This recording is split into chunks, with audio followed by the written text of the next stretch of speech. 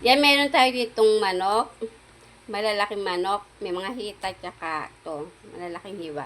Then, meron din tayo ditong all-purpose cream. Honeste cream. At saka meron din tayo ditong mushroom. Yan. Ito lang tatlo ang gagamitin natin. Ito lang tatlong ingredients ang gagawin natin. Let's go! Yan, lalagyan natin siya ng paminta. Dalawang paminta lalagyan natin. Tapos, konting patis lang.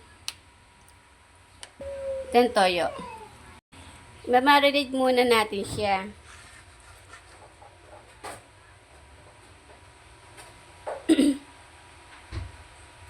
Then, lalagyan natin siya ng kalamansi or sintunis. Mga 2 piraso lang. Then, i-mix lang natin.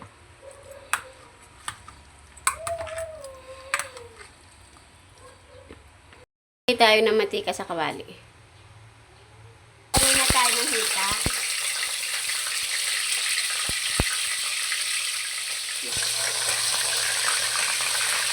Yan, tinakpan natin para hindi siya lumalamsik. Ngayon, babalik na rin na natin.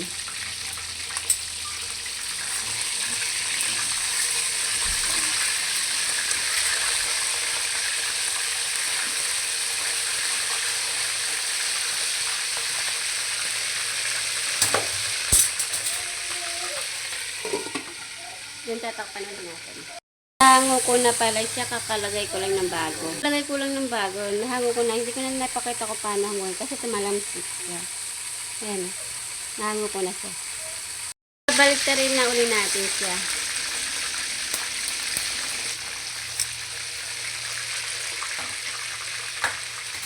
Nahango na natin.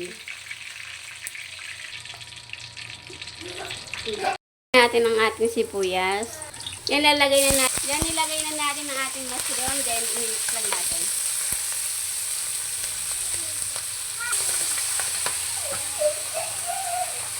Then, ilalagay na natin ang ating piniritong manok.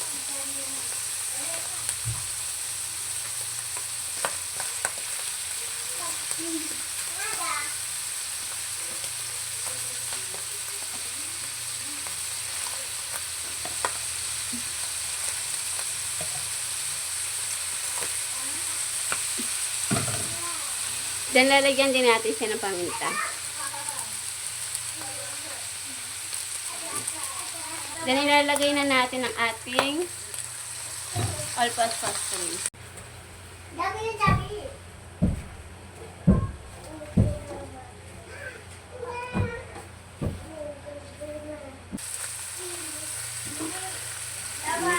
Magtubig lang kasi nagtubig.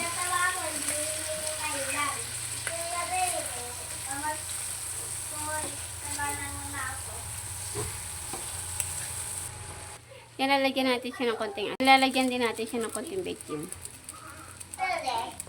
Then, i-mix lang natin.